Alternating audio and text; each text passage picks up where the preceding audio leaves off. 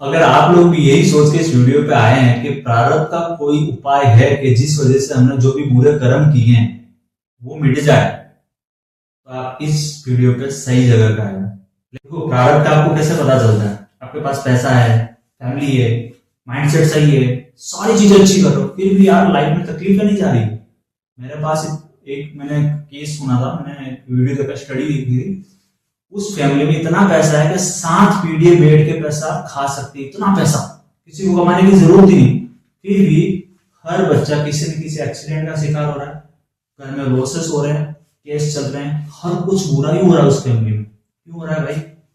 सीधा सा मानना ना, पैसा या फिर तो गलत तरीके से कमाया, किसी को दुख देके कमाया, या फिर पैसा आने के बाद भी तुमने लोगों के साथ गलती किया, यही है।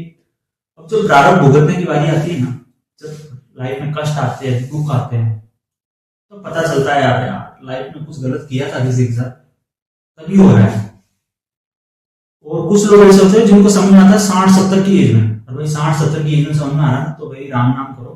लेकिन अगर आपने 20-25 साल की एज में आपको समझ में आ गया, 25 की एज में समझ में आ जाता है, तो अगर आपको समझ में आ गया कि भाई प्रारब्ध गलत रहे हैं, कुछ सही करना है, या फिर तो उसको मिटा तो मैं नहीं सकता, लेकिन भुगतना तो पड़ेगा ना, प्रारब्ध भुगतना ही पड़ता है। कोई भी किसी भी धर्म में नहीं लिखा है, हमारे गीता में भी नहीं लिखा है, हमारे जो भी वेद है उनमें भी नहीं लिखा है कि वो प्रारब्ध आपका मिट जाएगा, नहीं, भुगतना पड़ता है। प्रारब्ध क्या होता है? आपके कर्म है, पुराने, बुरे, अच्छे, दोनों। अच्छे कर्म तो अच्छे रिजल्ट देंगे, किसी को तकलीफ होती नहीं है। अच्छे कर्म जो करता है उसको कभी तकलीफ नहीं होती, जो बुरे कर्म करता है उसी को समझ में आता है बुरा किया। तो प्रारब्ध को मिटाने का सबसे अच्छा उपाय यही है कि सबसे पहले आपको एक चीज करनी है। जब प्रारब्ध से आप जा रहे हो तो एक चीज हमेशा ध्यान रखनी, उस टाइम में आपको वापस कोई बुरा कर्म नहीं करना है। कि आपका वापस जो संचय मान बनेगा ना, ये प्रेजेंट वाला ही तो आपका संचय मान बनेगा फ्यूचर कर्म, कि आपको वापस वो दुखना है। यहाँ पे सेवा करें, भगवान का नाम लें, अपना नजरिया बदले। अगर आपने पुराना नजरिया अगर आपका चेंज है तो यहाँ पे बदले, संयम रखे, और जो भी आपके साथ हो रहा है होने दो। इनसे पूरा हो रहा है, आपके साथ गलत हो रहा है, पैसा बहुत है, फिर भी दिक्कत आ रही है, तो उस चीज से सर्वाइव करो। उल्टा और कोई कर्म खराब मत कर देना, तो और ज्यादा बुरा हो जाएगा उससे। और सेकंड थिंग जो अमूमन लोग नहीं करते, अगर आपकी लाइफ में काम नहीं बन रहा, पैसा बहुत है, या फिर जिन लोगों के पास पैसा नहीं है फिर भी बहुत ज्यादा अच्छी चीजें कर रहे हैं, फिर भी पैसा नहीं आ रहा, तो भगवान का नाम लेना स्टार्ट कर दो भाई, नाम जाप करना स्टार्ट कर दो।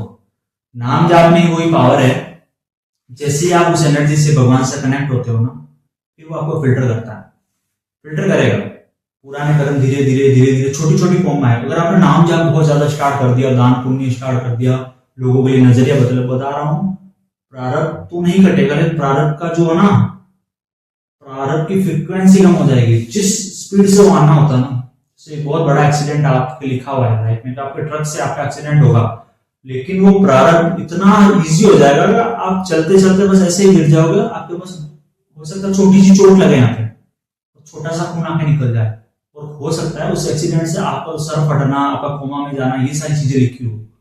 प्रारब्ध ऐसे ही कम किया जाता है। ईश्वर की भक्ति करें, नाम जाप करें, और जब उस सिचुएशन से आप निकल रहे हो तब किसी का बुरा ना करें। इससे बड़ा आंसर नहीं है, इससे बड़ा उपाय नहीं है। और अगर आपको लगता है आपको भगवान से कनेक्ट नहीं होना, मैं तो ऐसा ही रहूंगा, मैं नहीं मानता इन चीजों को, तो आप प्रारब्ध से गुजरिए जैसे जैसे जैसे जैसे जाओगे। क्योंकि प्रारब्ध जब चल रहा होता है ना, तो किसी को एक फिलोसफी समझो, मैं आपको समझा रहा हूं ना कि भाई भगवान का नाम ले लो तो हो सकता है प्रारब्ध का वेग कम हो जाए, दान पुण्य कर दो हो सकता है वेग कम हो जाए, ये समझ में नहीं आती। क्योंकि कर्म ही इतना बुरा किया हुआ ना, प्रारब्ध इतना ही बुरा किया हुआ कि वो आपकी बुद्धि में भी ताले लगा के बैठा है। भले ही मुझसे भी बड़ा कोई समझदार आपको समझा देगा ना, तो आपको नहीं समझ में आएगा वो। और अगर आपको वीडियो में आपके फीड में आया, आपको समझ में आया, आप देख रहे हो और आपको रियल में समझ में आ गया ना भैया, तो प्लीज समझ जाओ, कितना भी पैसा है, पैसा मैटर नहीं करता लाइफ में। प्रारब्ध अगर आप भुगत रहे हो तो ये सारी चीजें कर लो, भगवान का नाम जाप कर लो, और अब कोई बुरा नहीं कर्म करूंगा जिससे मुझे फ्यूचर में, मुझे, मेरी फैमिली को, मेरी पीढ़ियों को दिक्कत है, ऐसा काम मैं नहीं करूंगा। आई होप आपको समझ में आया होगा, आपको कंसेप्ट समझ में आया होगा। अगर समझ में आया तो प्लीज लाइक कीजिएगा, शेयर कीजिएगा, और चैनल को सब्सक्राइब जरूर कीजिएगा। Thank you so much for watching.